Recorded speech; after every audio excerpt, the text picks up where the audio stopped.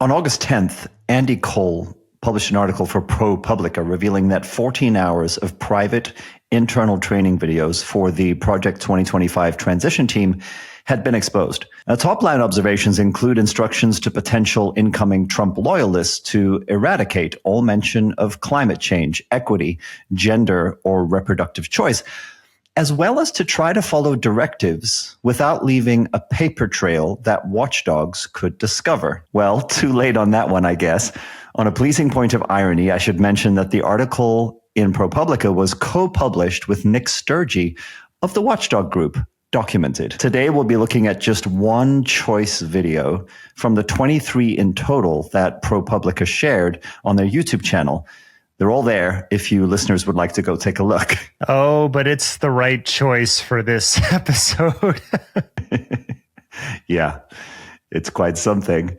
Now, remember, in the wake of it getting this wave of media attention some 6 months after we were raising the alarm about it, Trump tried to distance himself from Project 2025, a plan which was conceived and authored mostly by former members of his administration. And Trump used his familiar tactic that we've all seen now of claiming not to know anything about it or anyone involved. During one of his rambling speeches, you might remember, he said, like, some on the right, the severe right, I call it, came up with this Project 25. I don't even know. Some of them, I know who they are, but they're very, very conservative. They're sort of the opposite of the radical left. Yeah, I love how he spins it by saying Project 25 all the time, as if, oh, what the fuck is this? I don't know. I'm just a nice, kind grandpa who wants to save the country. Oh, did you see that he went off stage and hugged a woman at his rally yesterday? Like, this is him. First, he's on Theo Van's podcast talking about cocaine, and then he goes hugs a woman. So he's being Mr. Relatable these days. Yes, a guy you'd like to do a line with. Now, you mentioned some contributors, but there were 140 former Trump administration workers or officials who helped to contribute to Project 2025. And the project currently employs over 200 former officials from its administration. You got Ben Carson, Ken Cuccinelli, Peter Navarro. I think you're going to talk about Russell Voigt now. Yeah, but Trump's never heard of any of these people. Who are they? He said they're just like very peripheral. Widely reported hidden camera recordings that also just recently came out were published by undercover investigators from the British-based Center for Climate Reporting. And these showed a series of total mask-off statements from one of the plan's architects, Russell Voigt, believing on July 24th that he was pitching a family of wealthy potential conservative donors. Voigt complained about the GOP not embracing what he called Christian nationism strongly enough. And he dismissed Trump playing dumb about Project 25 as just being politically expedient, saying that Trump was actually very supportive and had given the Heritage Foundation his blessing to continue laying the groundwork for his second administration. Yeah, really good work by those undercover reporters, too. I don't know if I would have the ability to just sit with these people and pretend like I'm on their side. And the fact that they were able to put it off. And if you haven't seen, this is separate footage from what was covered in ProPublica, the training videos. If you have not seen that, we'll include in the show notes. It is a fantastic report. Yeah, to just straight face that whole thing and then ask very innocent leading questions. Oh, so what about? It's really good. It's really good. He also talked openly in response to some of those innocent questions about supporting Trump's ability to deploy the military, both to deal with the crisis at the border and in situations that may be similar to the 2020 George Floyd protests in the future. So Voigt is a former Trump cabinet member, as you flagged, Derek. And as it turns out, he was also the policy director for the incarnation of the RNC that rewrote the GOP platform this year. But yeah, Trump doesn't know the guy. So with that context, let's move on to the media that we're analyzing today, shall we?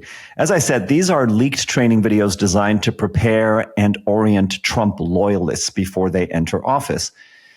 The set that we're looking at here is what you might imagine a conservative think tank would use. It looks somewhat academic, like your father's study, if your father was a conservative judge or a constitutional scholar.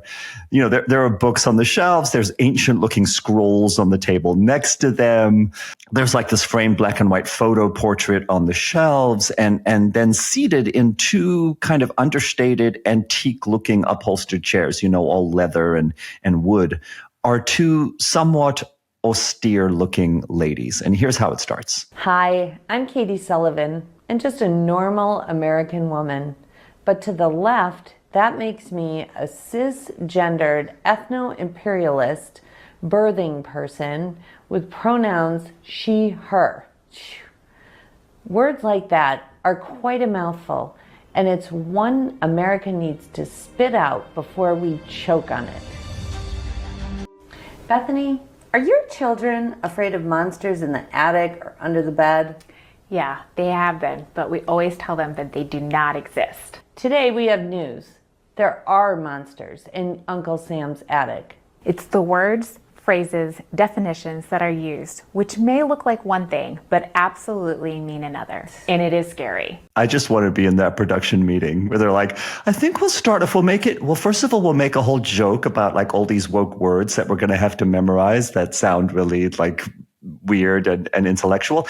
And then let's make it relatable and talk about monsters in the attic as two moms. And then let's say there really are monsters, even though we tell our kids that there aren't any. Yeah. And people who are listening to this on our podcast feed and not watching on YouTube, we did make a video and we are including those clips. And you set up the room really well before, but you really need to see the environment that these were produced in to get the full feel. Okay, so we're talking about Katie Sullivan, who introduced herself. She was appointed as the Attorney General for the Office of Justice Programs in 2019, which is part of Trump's brilliant strategy of appointing people to departments that they would seek to undermine as part of their work there. She's a former judge in Colorado State Court. She spent a lot of her career working in the area of domestic abuse and violence against women.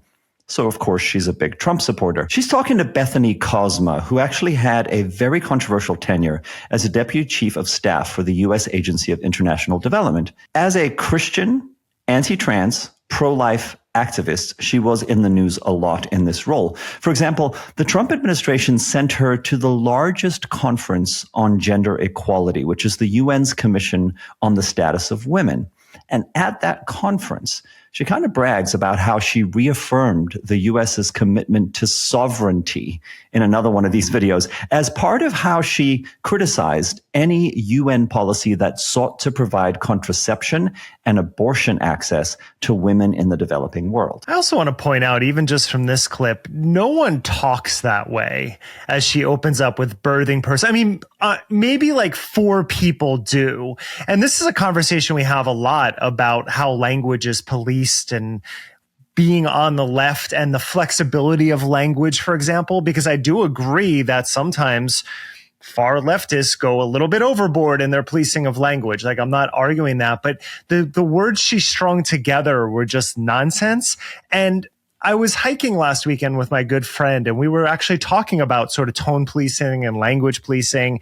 And we were talking about the corrections that happened when sometimes some people go too far, but in that process, they uncover real biases that we need to confront. And he brought up in the 1990s when his sister came out to him as gay, and she is now married to a woman. And that was no problem with anyone in his family, but she had been grappling with it for a while.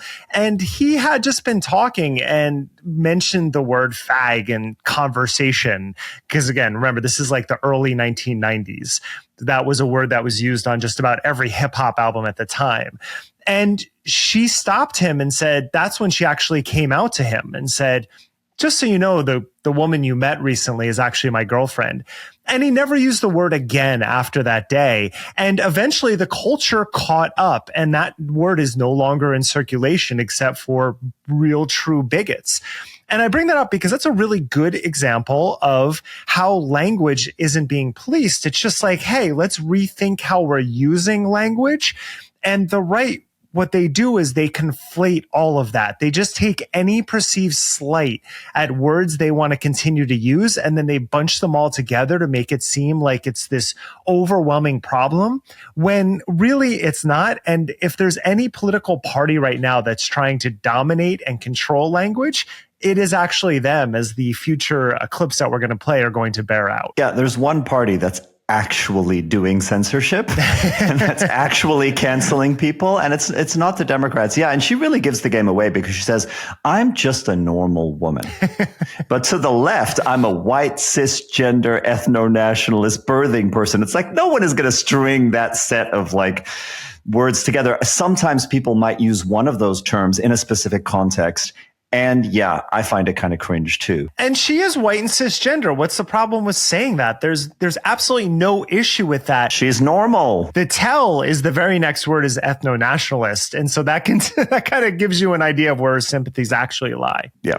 All right. So this is all really pertinent because this particular training video focuses on being kind of a helpful primer to these incoming people potentially into Trump's second administration about how the left deceptively uses language to change culture. This is a phrase they come back to again and again. Change the language, change the culture. So in this next clip, we're transitioning now from our hosts encouraging these new appointees to make a stand for a culture of life, speaking of language games, and to push back against language like reproductive freedom or choice when career public servants try to gaslight them. And this, they'll then say, is a similar tactic to what the left uses to push another dishonest obsession. So listen. Bethany, it's incredible how the left is able to make killing children and babies a pro-movement. I mean, their narrative is just incredible and so opposite of what the reality of the situation is. We see that also with environment, right? They're calling it climate change. Now, I always understood that climate change meant seasons. Our climate does change all the time, but of course, that's not what's meant by the left. What do you think about all of about the left's words and definitions in the environment? It's a great point, Katie. They don't stop. Climate change allegedly is everywhere. And if the American people elect a conservative president, his administration will have to eradicate climate change references from absolutely everywhere. And according to our intelligence community, the number one threat facing our country today is, drumroll, climate change. Not Russia, not China, not AI, climate change. This shows how the federal government is all in on this issue. And climate change activists wield a lot of power. This is an issue to pay attention to as it has infiltrated every part of the federal government.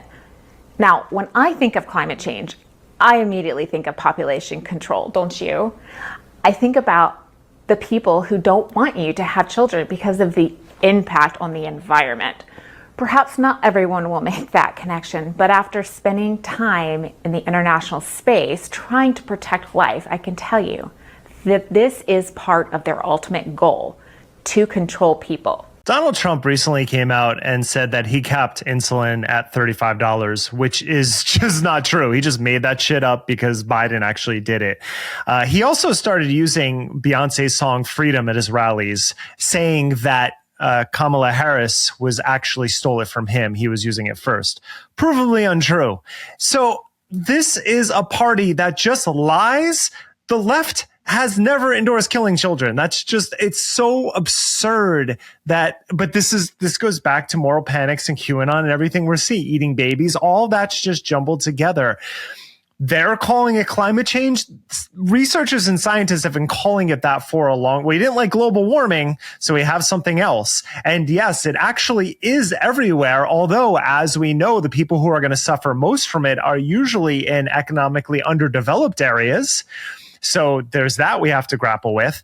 The idea that climate change activists wield a lot of power, yeah, because of all those great regulations you see that are always coming down. That actually Biden has installed some actual legislation, but not nearly enough to make a difference. And as a global society, we're not actually making enough of an impact to overturn the effects of climate change. And it's all capped off by this religious nature of her response, this fear of population control.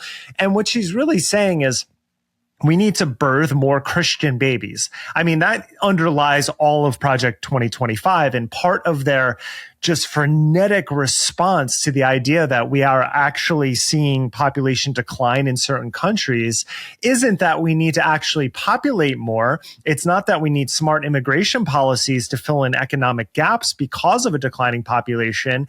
It's that we need to produce as many religious people as possible for whatever fucking perceived like ascension moment that they're going to have sometime in the future. Yeah, Derek, I spared you because I actually cut out a whole, it was probably like 30 full seconds of this brain-numbingly stupid summary that Katie Sullivan gave about how when I grew up, we were told by the environmentalists that another ice age was coming, and then that acid rain was going to kill us all. And then they called it global warming. And then we had the coldest winter we've had in decades. And so now they're calling it climate change. And is climate change everywhere? Well, yeah, tell me somewhere outside of our climate. And have the intelligence agencies identified it as a major threat? Maybe that means you should consider that there's something serious going on here. But no, it's all part of a big conspiracy to stop white ladies from having lots of babies. And it is making a big impact. I mean, one of the most fucked up stories I've read in years, and this was years ago, was how in the Arctic Circle, because of all the ice breaking up, there's no control of shipping lanes. So Russia and the US and countries are sending in giant ships to break up ice to create shipping lanes so they'll have faster access for trade. So this is a global problem in every possible meaning of that word. Communist. One impression that I can't shake here. One impression I can't shake is there's like this Sunday school teacher vibe. And if you're watching on video, you really know what I'm talking about here. And it's like simple language and preachy delivery, complete with Bethany's exaggerated facial features. Like she's really doing that overacting thing that we criticized. I forget the lady's name, the woman who did the response to the State of the Union, right? It's that very pained, like intense Christian Sunday school teacher, like delivery and acting style. It feels also like all of this means that they're assuming the new appointees who will watch these videos are kind of childlike and they'll have no experience in government whatsoever, or maybe any other career for that matter, which, it's kind of is the strategy. Let's go to the next topic. This is how the left apparently wants to confuse us all by making the crisis at the southern border about human rights, using their pesky language tricks. Human rights in border security. So rights. The left is always coming up with new rights. In the Trump administration, we countered human rights with unalienable rights. The careers went absolutely crazy at USAID. But thankfully, President Trump had established a commission on unalienable rights at the State Department, and we would just point back to the commission. Sadly, our founding documents were not sufficient, but thankfully the commission was. The left has bought into the globalist vision of a borderless world, and their language choices reflect that. The left loves to say that illegal aliens are undocumented. That is simply not the case.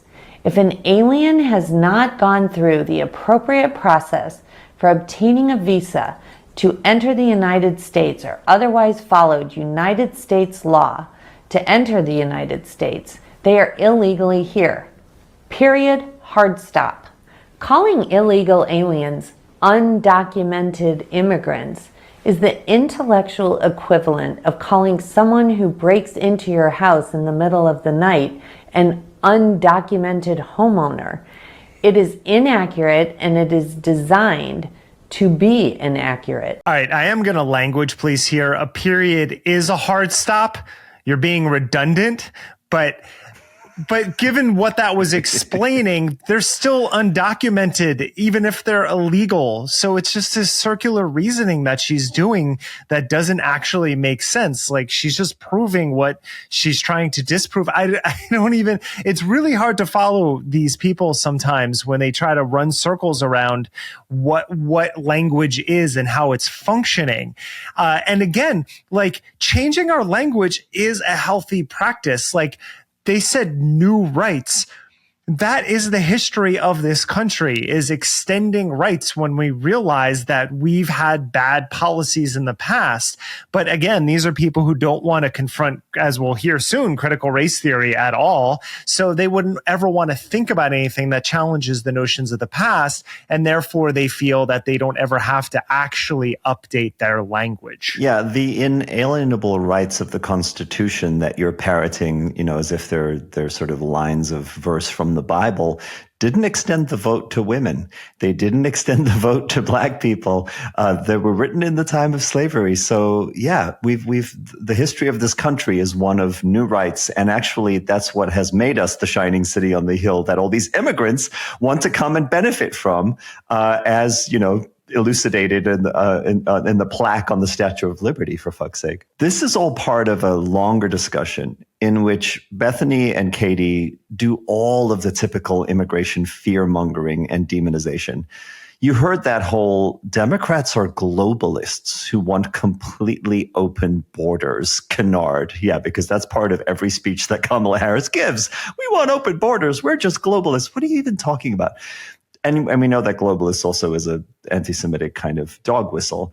But the truth is, the crisis on our border has a lot more to do with the aftermath of COVID and the economic impacts of climate change and the exploitation of the global South.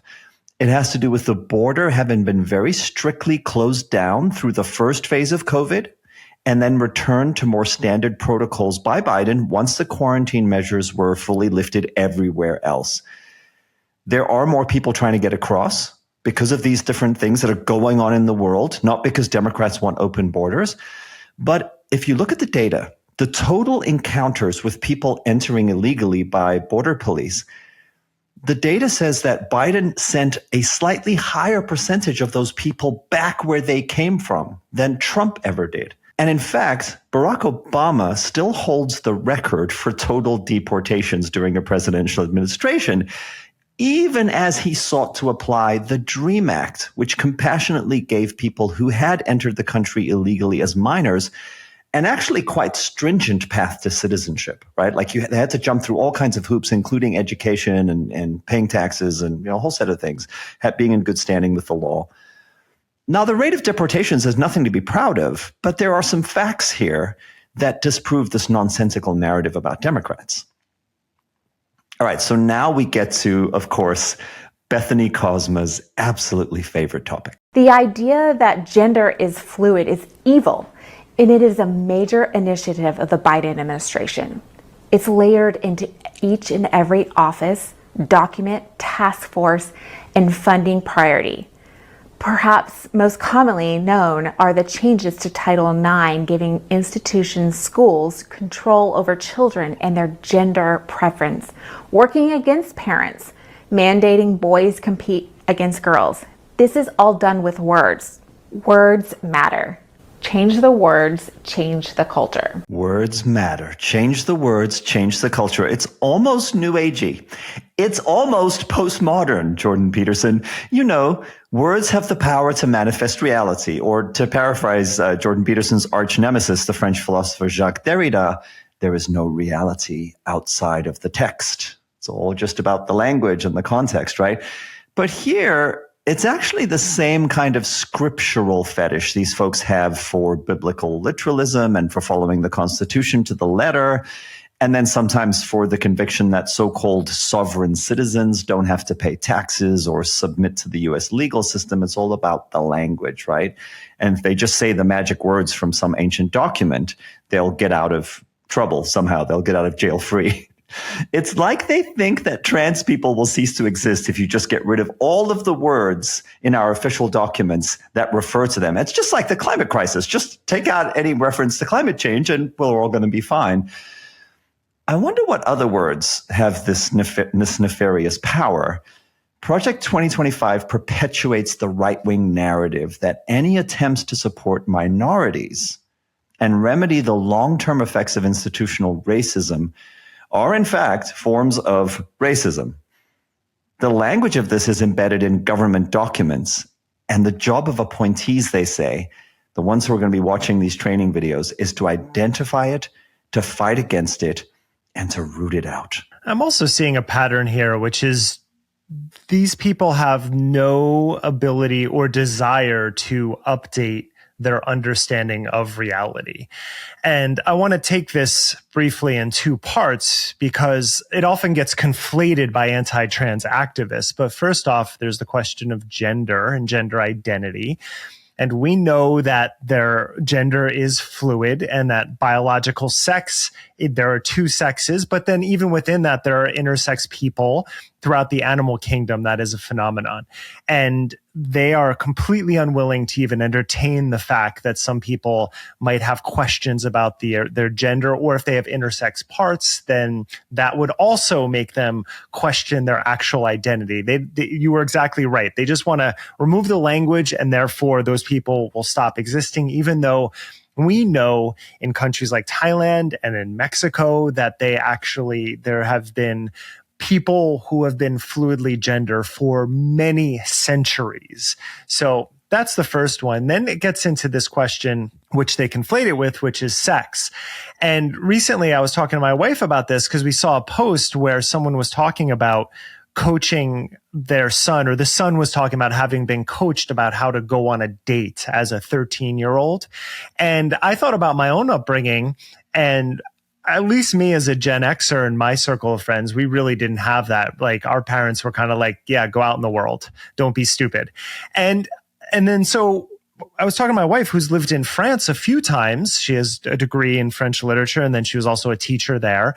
And it's a completely different environment from her experiences, where parents do coach their children about approaching women for sex, for example, or about taking people on dates. And I know that does also exist in this country, but just not nearly to the level, at least in my generation, that I've seen before. So the idea that people are doing that is very healthy, given all of the misogyny and the Andrew Tates having influence. There's a hole because parents don't traditionally do that here. So my question, though, I have all of these things in my head, but I'm not a parent. So in some ways I'd be like, oh, I would do it differently, but I'll never find that out. So it's really a moot point. But from my perspective, I would think you would want to start talking. And again, I don't want to conflate these topics because we're talking about sex on one hand and then gender identity on another. But I would think it would be important to introduce those concepts earlier in life than later, when people already have all those neurons wired in specific ways to think about reality.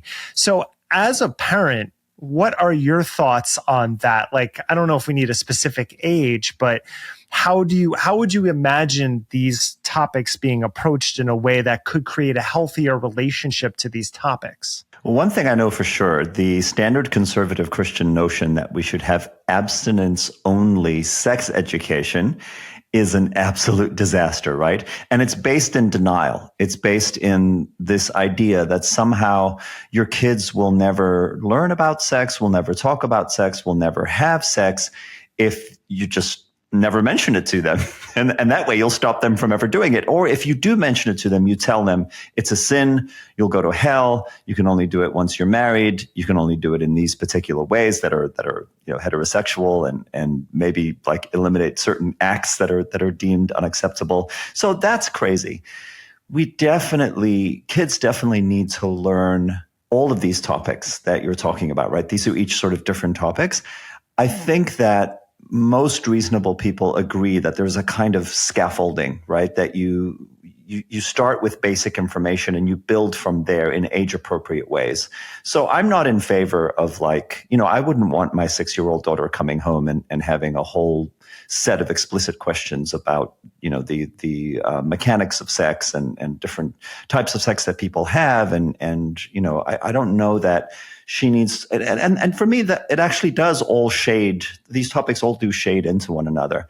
I think there's absolutely nothing wrong with her knowing, for example, about if her teacher was gay. I mean, my daughter's nanny is gay, so she knows that her nanny, who she's super close with, has a wife, and that they are two ladies, and that they live together, and they've been together for 20 years, and that's all normalized for her, and I think that's really healthy. I would feel the same way if she had a friend at school who had gay parents, or if her teacher was gay.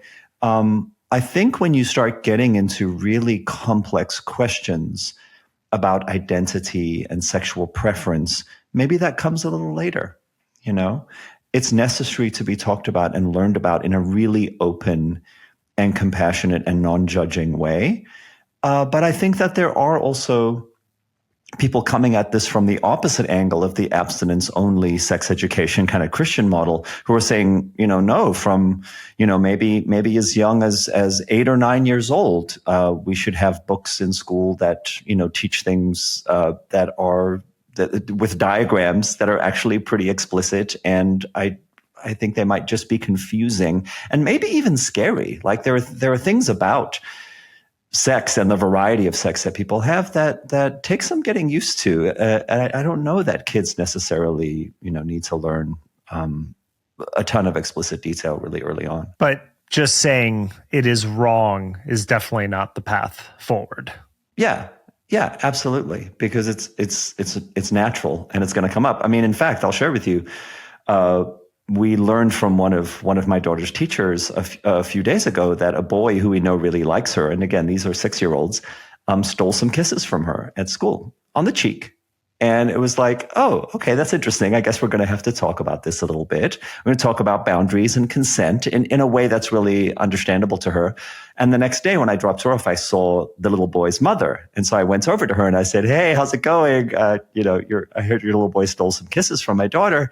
Let's talk about it. And she was really nervous that I was going to be angry about it or that it was offensive and that it was dangerous. And, I just said to her, this is natural. They're kids. He really likes her. Let's just keep talking about it. That's the answer. Let's just keep talking about it. And if anything problematic comes up, we'll address it. But they're kids. When you first framed it that way, I thought you meant Hershey's Kisses, and I would be really pissed if someone stole my chocolate. Yeah, then we'd have an issue. All right, what's our last clip, Julian? So this last clip, as I was setting up a minute ago, is about institutional racism and the problems with the language that the left uses to try to somehow confuse and manipulate people. Let's see. Certain words and phrases used together have hidden definitions. A really good example is social emotional learning. That's actually the new buzzword for CRT, or critical race theory. Equity no longer means all men are created equal, the cornerstone of our U.S. Constitution. It is more of a competition of what class is more of a victim, so that particular class can receive the preferential treatment being handed out and mandated by the Biden administration. Oh no, learning socially and emotionally. Communists, satanic. How terrible and frightening is that? The triune brain model is contentious in neuroscience, but it does give a general map of how the brain works. And it's pretty well founded that the brain stem, the oldest part of our cognition-based system, basically, is fear-based. And it's just responding to stimuli all the time. And how does that translate into humans? It means we will always be and learn emotionally first. That is why no matter how much we pontificate over philosophy, if you hit the right emotional chord with someone, it will be much more effective. And that's really important. So in the context of what she's talking about with equity, we're just saying we have historically not treated non-white people very well in America. That is the basis of critical race theory. It's like we've fucked with a lot of people, specifically in this case, Black people, but it's also any minority. And because of that, we have created systems that still privilege white people. How can we fix that? So when she says equity no longer means that all men are created equal, it is the opposite. We are trying to create an equity in which we actually recognize and implement systems in which we honor the fact that all men and women are created equal. And the victim is the one who is afraid of losing that privilege. No, absolutely. We are trying to create an equity in which we recognize that indeed all human beings are created equal, but they don't all start from the same place on the playing field. And so analyzing where people are starting from based on how we got here is part of trying to foster a more equitable society. And the idea that this is all stemming from critical race theory in the first place is something popularized by Christopher Rufo, who then did that very infamous tweet where he said, "We have successfully frozen their brand." And it's like, critical race theory is an academic graduate study course. It's not something that's being taught in schools, even though you may trace some of the ideas back to some aspects of what critical race theorists have said. And I have to say, I love what Michelle Obama did the other night at the Democratic National Convention, because she took language and flipped it, the affirmative action of generational wealth. So to these women and all of Project 2025, fuck you, because we can update language. And what a perfect framing for understanding how affirmative action, what it aspires to be and why it was implemented, but also how it's manipulated by the people who don't want equity. Yep. And she said Kamala Harris is not someone who could continue to fail forward again and again and again with the safety net of daddy's hundreds of millions of dollars. So I've watched several of the other videos in this series, I'm sad to say. It's worth noting that 29 of the 36 speakers in these videos, including Katie Sullivan and Bethany Kozma, worked previously in the Trump administration. I'll close with a quote from another guy who also worked for Trump. This is Dan Huff, and he previously worked as a legal advisor for Trump's presidential personnel office. So in his video, here's what he says to potential new appointees. If the next Republican president does not execute a dramatic course correction, there may never be another chance. If you're not on board with helping implement a dramatic course correction because you're afraid it'll damage your future employment prospects, it'll harm you socially. Look, I get it. That's a real danger. It's a real thing. But please, do us all a favor and sit this one out. Chilling.